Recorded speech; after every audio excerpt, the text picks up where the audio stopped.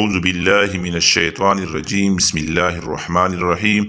مسلمانوں کی تاریخ میں ایک عجیب و غریب شخصیت نمایاں ہے جس کا نام قاضی شریح ابن حارث ہے۔ اس شخص نے رسول اللہ صلی اللہ علیہ وآلہ وسلم کے زمانے میں اسلام قبول کیا، مگر اس کی حضرت صلی اللہ علیہ وسلم سے کبھی ملاقات نہیں ہو سکی، اس لیے وہ صحابی کا درجہ حاصل نہ کر سکا اور تابعین میں ہوا۔ یہ ایک نہایت قابل شخص تھا، فقہ اور حدیث کا عالم تھا، شعر و شاعری سے بھی شغف تھا۔ حضرت عمر رضی اللہ تعالیٰ عنہ انہیں قاضی مقرر کیا۔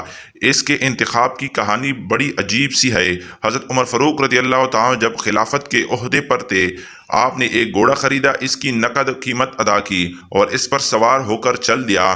ابھی زیادہ دور نہیں چلے گئے تھے کہ محسوس کیا کہ جانور میں ایک نقص ہے جس سے وہ چلنے سے معذور ہے۔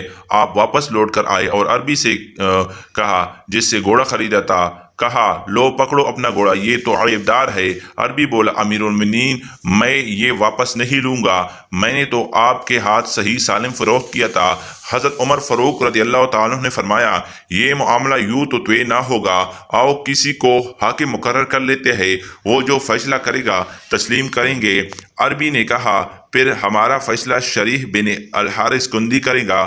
حضرت عمر فاروق رضی اللہ عنہ نے فرمایا مجھے منظور ہے۔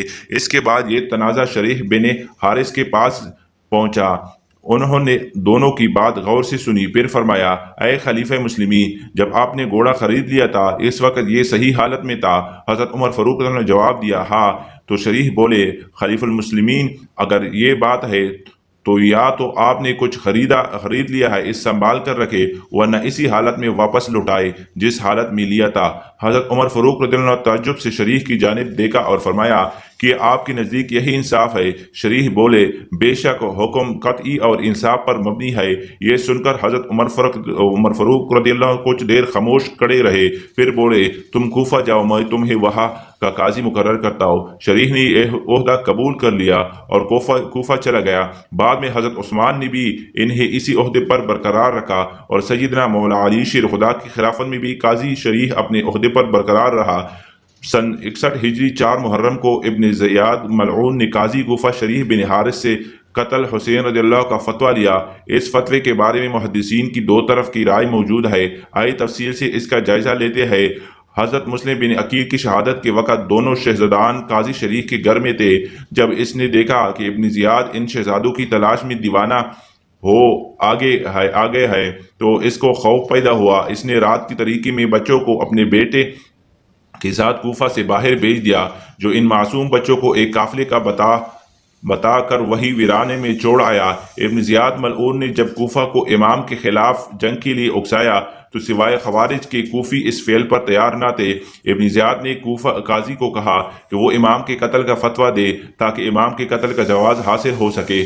قاضی نے بھی اس قدر روزانی کام سے پس و پیشہ کا مظاہرہ کیا۔ ابن زیاد نے قاضی کو 1 لیک اشرفی کا لالچ دیا اور 50,000 اشرفی قاضی کے گھر بھجوائی۔ دولت دیکھ کر یہ اپنی فطرت پہ آ گیا اور اس نے ابن زیاد کو پیغام بھجوایا کہ میں اس کام کے لیے تیار ہوں اور میں فتوے میں لکھوں گا کہ فتنہ فساد پلانا قتل سے بھی بڑا جرم ہے۔ ابن زیاد تو چاہتا یہی تھا کہ قاضی ایسا کوئی بھی فتویٰ دے دے جسے لوگوں کو دکھا کر اس قبیح کام میں اکسایا جائے۔ ابن زیاد نے وہ فتویٰ قاضی سے لیا اور پھر اس نے اس فتوے پر شہر کے دوسرے بڑے اور ضمیر فروش ملاؤں سے مہریں لگائی۔ ناظرین، بہت سے مفسرین یہ بھی کہتے ہیں کہ قاضی شریح نے یہ فتویٰ نہ دیا تھا تو بالفرض اگر مان لیا جائے کہ صریح اور واضح طور پر فتویٰ نہیں جاری کیا گیا تھا تو یہ ماننا پڑے گا کہ جس طرح سے قاضی شریح اور ابن زیاد کا تعلق تھا اور پھر قاضی شریح نے ابن زیاد کے آگے ڈرپوکی، عافیت طلبی، ریاکاری، دو پہلو باتیں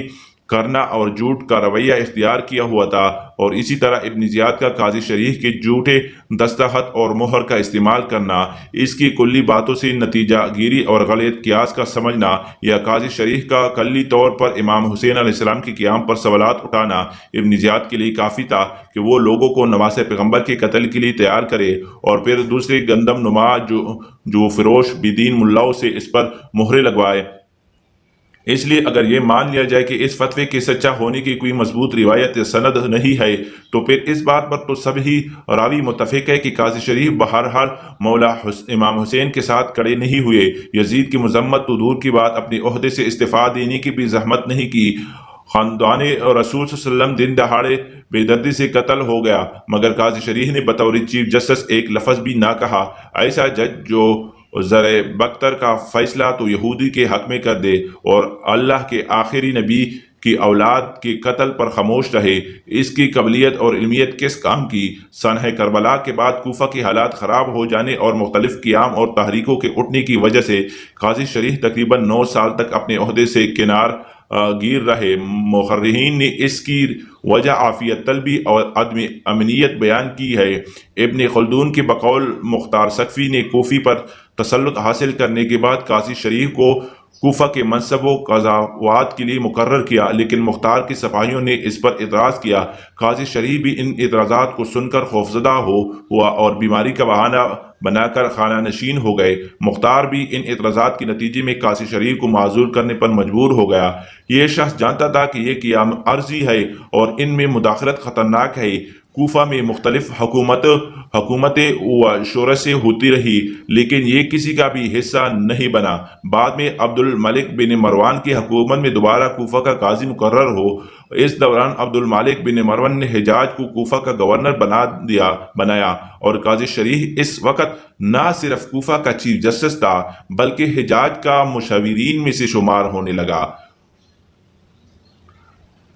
یہ ان کے حوالہ جات ہے سارے۔